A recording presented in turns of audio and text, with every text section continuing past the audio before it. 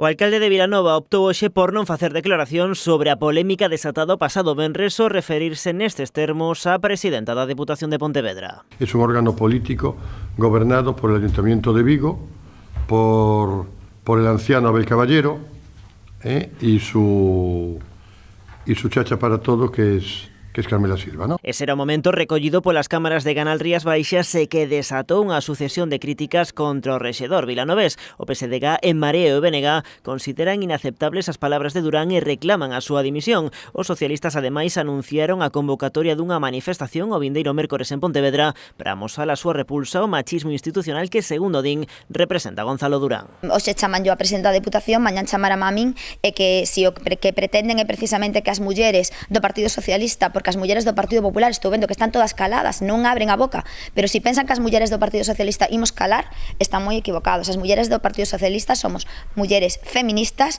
os homes do Partido Socialista son homes feministas, defendemos o papel da muller, defendemos o liderazgo da muller, defendemos o empoderamento da muller e non nos van a facer calar nin Durán, nin moitos que haya como Durán, nin que pensen como a él. O asunto superou as nosas fronteiras converténdose nun tema de debate a nivel español. Dende Gran Canaria, Adriana Lastra, vicesecretaria xeral do PSOE, reclamou a dimisión de Durán polos seus ataques misóxinos. A treboada política tamén tivo unha gran repercusión nos medios de comunicación de todo o Estado. Nas últimas horas, as imaxes gravadas por Canal Rías Baixas foron difundidas por medios como El Diario.es, Público ou La Sexta, ademais de en varios medios galegos como La Voz de Galicia ou Pontevedra Viva. Dende o PPDG recoñecen que as declaracións de Durán son desafortunadas, aínda que, segundo indican, polo de agora en ningún momento contemplaron tomar medida algunha contra o alcalde de Vilanova.